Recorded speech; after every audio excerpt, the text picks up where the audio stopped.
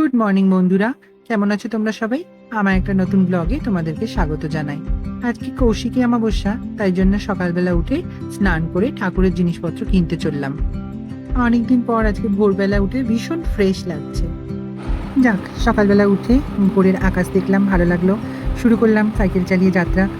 কিনতে যাচ্ছি ঠাকুরের ফুল, মালা, মিষ্টি, অনেক কিছু করা কেনার আছে। আজকে একটু তাড়াতাড়িও পুজোয় বসবে পুরোহিত মশাই। আমাদেরকে অলরেডি বলেই দিয়েছিল যে আজকে 11টা, 11:15 না 11:30টার মধ্যে অমাবস্যা নাকি ছেড়ে যাবে, তাই জন্য তাড়াতাড়ি নাকি পুজোয় বসা প্রয়োজন। এই ক্লাব পেরিয়ে তারপরে আমাদের সোজা রাস্তা চাই স্টোর বাজারে, ওখানেই যাবো আজকে ফুল, মালা, মিষ্টি কিনতে। চলতে শুরু করলাম সাইকেল নিয়ে, ভালোই লাগছিল, বেশ সুন্দরভাবে জোরেই সাইকেল চালিয়ে যাচ্ছিলাম। তার মাঝখানে একটুখানি ভিডিও করে নিলাম। রাস্তাঘাটের অবস্থা বর্ষাকালে ভীষণই খারাপ, তাও আস্তে আস্তে সকালবেলার দিকে রাস্তা ফাঁকাই ছিল। সুন্দর করে সাইকেল চালিয়ে, এই যেটা হচ্ছে 8 নম্বর গেট, নর্থল্যান্ডের গেট, এটা পেরিয়ে তারপর দেখছিলাম একটা মারুতি ভ্যানও যাচ্ছিল। এর লেখা, তার মানে এটা লার্নিংয়ের জন্য, ট্রেনিংয়ের জন্য। যাই হোক, আস্তে আস্তে সাইকেল চালিয়ে মহাপ্রভুর দিকে যাচ্ছি। ওখান থেকে মিষ্টিটা কিনবো। আমাদের মহাপ্রভু থেকে আমরা মিষ্টি কিনি, এবং পাশে একটা কাকিমার দোকানও আছে, ওখান থেকেই ফুল কিনে নেবো যা লাগবে। যে সমস্ত ফুলের মালা বা অঞ্জলির ফুল টুলগুলো ওখান থেকে কিনে তারপর ফিরবো মন্দিরের দিকে। অনেকটা লেটও হয়ে গেছিলো স্নান করে উঠে সকালবেলা। এসে গেলাম লাস্টের মোড়টা, এই মোড়টা পেরোলেই চলে যাব মহাপ্রভুর পরে ওই কাকিমার দোকানে যাব, কাকিমার কাছ থেকে ফুলটা কিনবো। মহাপ্রভু মিষ্টান্ন ভাণ্ডার, আমাদের এখানকার খুব বড় মিষ্টির দোকান, সেখান থেকে মিষ্টি কিনবো। তার আগেই পৌঁছে গেলাম কাকিমার দোকানে। কাকিমা আমার জন্য অপেক্ষা করছিল, অনেকদিন আগে থেকে বলে রেখেছিল।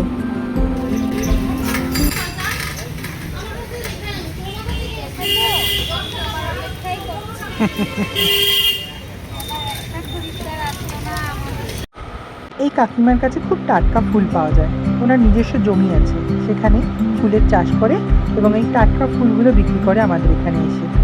এনার কাছ থেকেই প্রতি মাসে আমি মালা নিই, এবারেও সেরকম নিলাম। জবা ফুলের মালা, রজনীগন্ধা ফুলের মালা, অপরাজিতা ফুলের মালা, অঞ্জলির জন্য ফুল, সমস্ত ফুল এখান থেকে নিয়ে নিলাম। মালা নেওয়ার পরে মিষ্টির দোকানে গেলাম, এত ভিড় ভিডিওই করতে পারলাম না। যাই হোক, মিষ্টি নিয়ে ফুলের মালা ব্যাগের মধ্যে নিয়ে তারপরে মন্দিরের দিকে চললাম। ফুল, মালা, মিষ্টি কিনে নিয়েছি, এবার যাচ্ছি সাইকেলে করে মন্দিরের কাছে। রাস্তাটা ভীষণ বাজে। যাই, একটু নেমে এখান থেকে এবারে মোমবাতি ধূপকাঠিটা নিতে হবে। মোমবাতি ধূপকাঠি নেওয়া হয়নি, নিয়ে তারপর আবার যাবো। এই যে মোমবাতি আর ধূপকাঠি নেওয়া হয়ে গেল, চলো এবার যাই ফাইনালি মন্দিরের দিকে। ধূপকাঠি মোমবাতি কেনা হয়ে গেল, এরপরে আমি যাচ্ছি, এই যে শিব মন্দির পেরিয়ে গেলাম। সাইকেলটা নিয়ে জোরে জোরে যেতে হবে, না হলে এবার পুজো শুরু হয়ে যাবে আর আমি খাবো ছাড়। পুজোর আগে আগে আসতে বলেছিল, এমনি এখন বেশ খানিকটা লেট হয়ে গেছে। যাই হোক, গঙ্গার ধার পেরিয়ে গেলাম, গঙ্গার ধারের পাশেই আমাদের এই মন্দির। এই রাস্তাটা দিয়ে সোজা গেলেই এবার মন্দিরের কাছাকাছি চলে আসবো।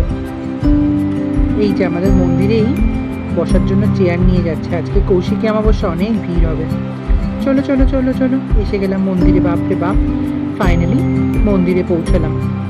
ভালো লাগছে বাবা, তাড়াতাড়ি চলে এসেছি। উফ, এই যে ফাইনালি চলে এলাম মিষ্টি নিয়ে, ফুল নিয়ে।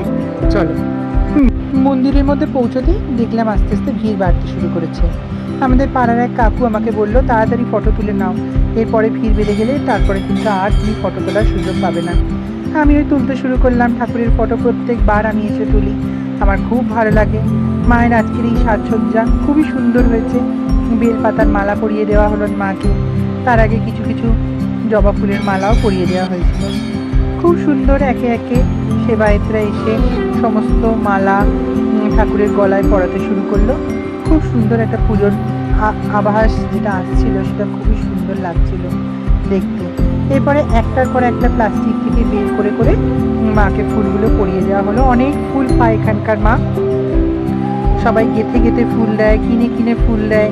এই যে সাদা মালাটা দেখছো, এটা একজন গেঁথে নিয়ে এসছে তার নিজস্ব বাড়ির টগর ফুল দিয়ে। খুব সুন্দর করে সাজানো হয় প্রত্যেক মাসে। আমার মন এসে এখানে প্রত্যেক মাসে ভীষণ ভালো লাগে, তাই প্রত্যেক মাসে অমাবস্যা আসতেই আমি মায়ের কাছে ছুটে আসি। প্রত্যেক মাসে আমার আশা চাই মাকে অপরাজিতা ফুলের মালাটা পরিয়ে কি সুন্দর লাগছে বলো তো।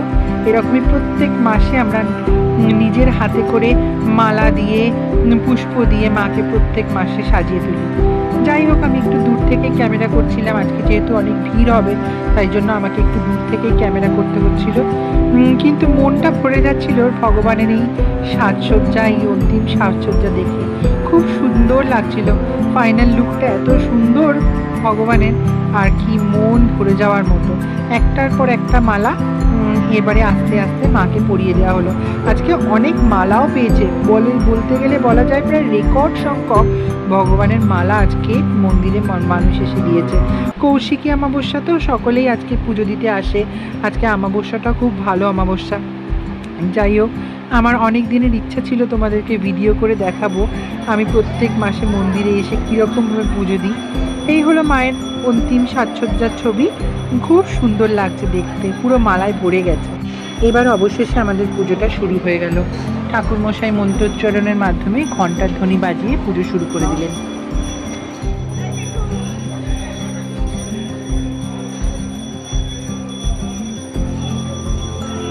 আমার পিছনে পাড়ার যত কাকিমারা ছিল সবাই এসে বসে পড়লো। আমিও সবার ফটো ভিডিওগুলো ঘুরিয়ে ঘুরিয়ে দেখাচ্ছিলাম। এই যে পুরো ভিড়ে ভিড়। ফটো ভিডিও করতে গিয়ে আমি কিছুটা বকাই খেলাম। যাই হোক, সবাই এবার কনসেন্ট্রেট করলাম ঠাকুরের পুজোর দিকে।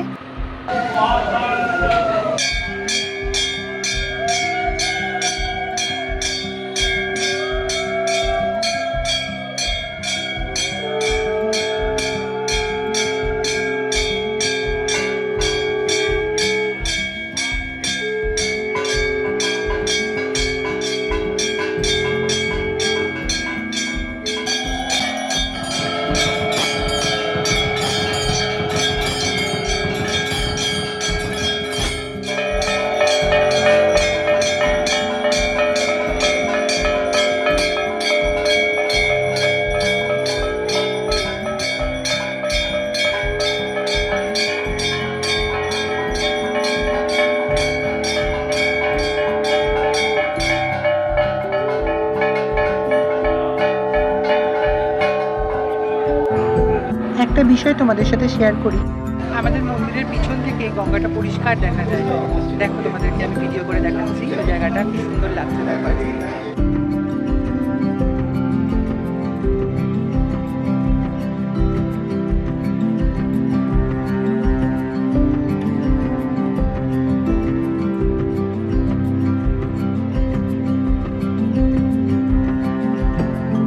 মন্দিরের পিছনে গঙ্গার দৃশ্যপট যখন তোমাদেরকে দেখাচ্ছিলাম তখন দেখলাম পুরোহিত মশাইও ফুল দিয়ে ঠাকুরের আরতি শুরু করলো।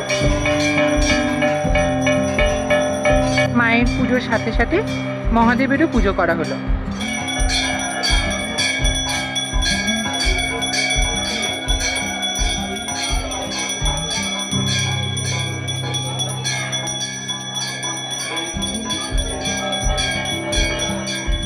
যাই হোক, একদিকে পুজো যেরকম চলছে সেরকম পুজোর শেষে কাকিমাদের ফল কাটাও চলছে। কাকিমারা সবাই ফল টল কেটে রেডি করছে। অনেক আজকের লোক এসছে তো সবাইকে প্লেটে করে দেওয়া হবে। দেখতে দেখতে এবারে অঞ্জলি দেওয়ার সময়ও চলে এলো। আজকে অনেক অনেক ভিড় হয়েছে, মন্দিরে বসারও জায়গা ছিল না, তাই জন্য আমাদের পাড়ার এক কাকু সবাইকে নিজের হাতে করে অঞ্জলির জন্য ফুল তুলে দিল। কারণ আমাদের এখানে ফুলের জন্য অনেক প্রবলেম হয়। অঞ্জলির ফুল হাতে নিয়ে আমি একদম রেডি হয়ে গেলাম। এই হলো আমার ফুল, যেটা দিয়ে আমি অঞ্জলি দেব। এবার অঞ্জলিও শুরু হয়ে গেল।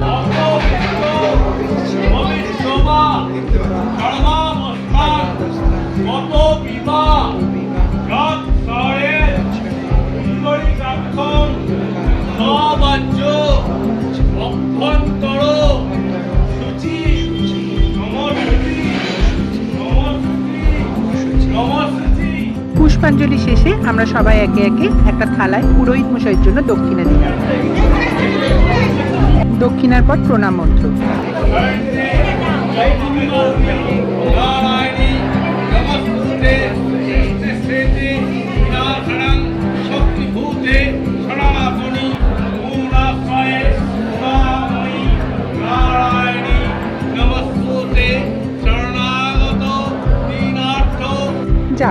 অঞ্জলি ফাইনালি শেষ।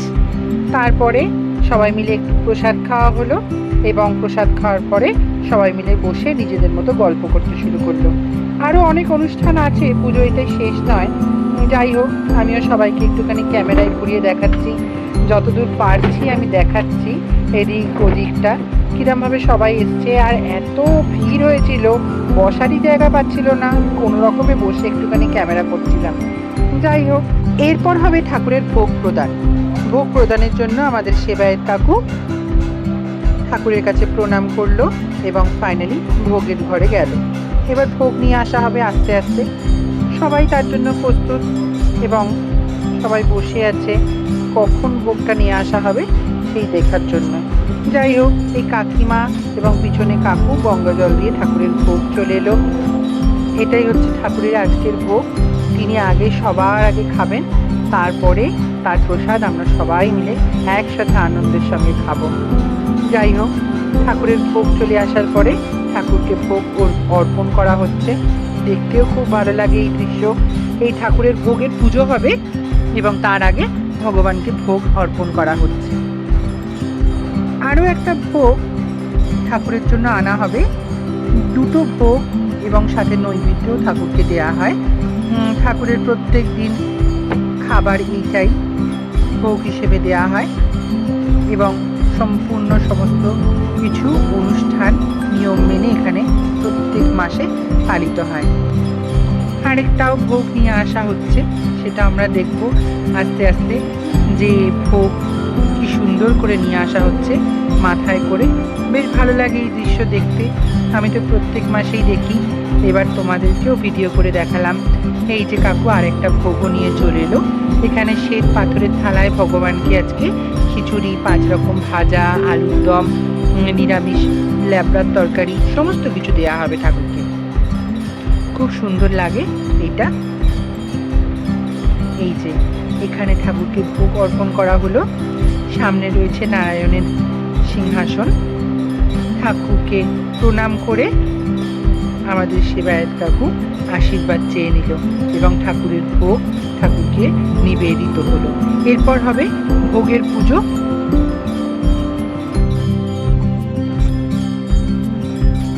মায়ের কাছে ভোগ নিবেদন এবং নিবেদন করা ভোগ মায়ের কাছে পুজো দেওয়ার জন্য একটি পর্দা টাঙিয়ে দেওয়া হলো। ভগবানের কাছে ভোগ নিবেদন করার এটাই হলো একমাত্র রীতি। ভোগ নিবেদন করার পরে তারপরেই আমরা সবাই প্রসাদ এবং ভোগ নিজেরা গ্রহণ করতে পারবো। যাই হোক, রীতি অনুযায়ী ভোগ নিবেদন শুরু হলো এবং পূজাও শুরু হয়ে গেল ভেতরে।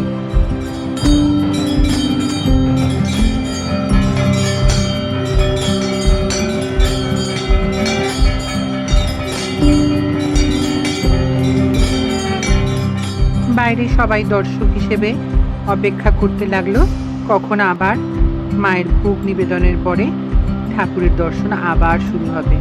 সেই জন্য ভগবানকে ভোগ নিবেদনের রীতি শেষ।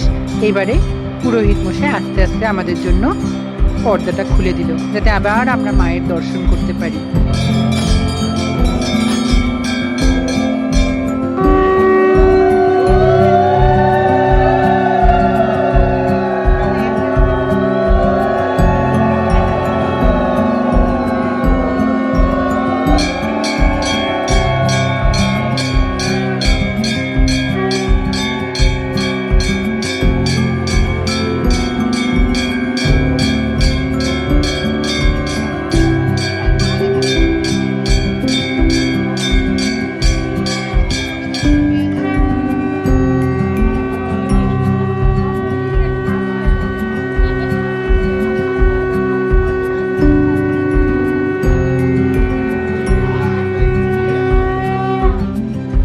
ভগবানকে ভোগ নিবেদনের পরে শুরু হলো আরতি।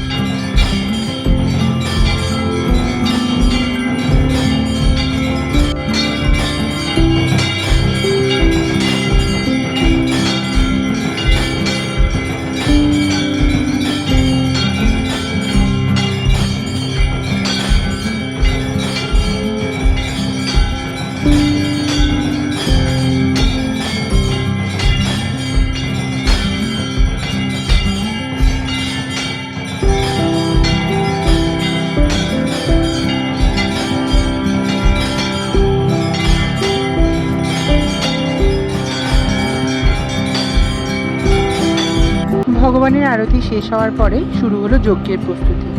এই মন্দিরে প্রত্যেক অমাবস্যায় পুজোর সঙ্গে সঙ্গে যজ্ঞ অনুষ্ঠিত হয়।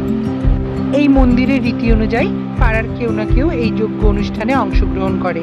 আজকে আমাদেরই পাশের বাড়ির এক জেঠুর পরিবার, তার পরিবার এখানে এসে যজ্ঞের অনুষ্ঠানে অংশগ্রহণ করলো।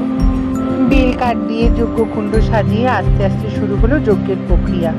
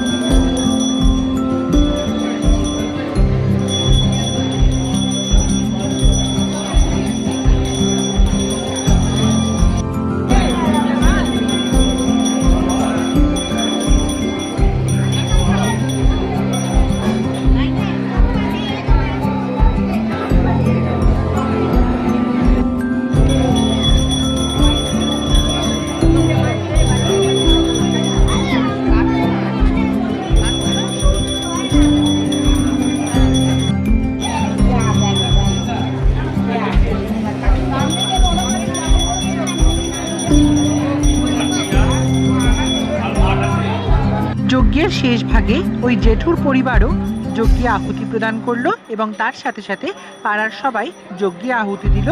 আমিও যজ্ঞে আহুতি দিলাম।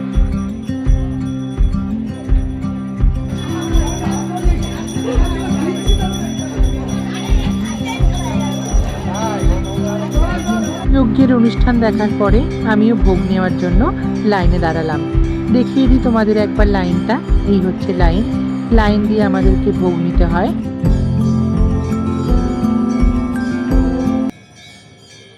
ভোগ টোগ নেওয়ার পরে আমিও চললাম বাড়ির পথে। যাই হোক, আমি আশা করি আমার এই ভিডিওটা তোমাদের ভালো লাগলো। যদি ভালো লেগে থাকে তাহলে একটা লাইক করো, কমেন্টস করো, আর আমার চ্যানেলটা সাবস্ক্রাইব করতে ভুলো না। তোমাদের কাছ থেকে ভালোবাসা, এনকারেজমেন্ট পেলে আমি আবার নতুন নতুন করে ভিডিও বানাবো। তোমরা সবাই ভালো থেকো। সকলকে কৌশিকী অমাবস্যার অনেক অনেক শুভেচ্ছা।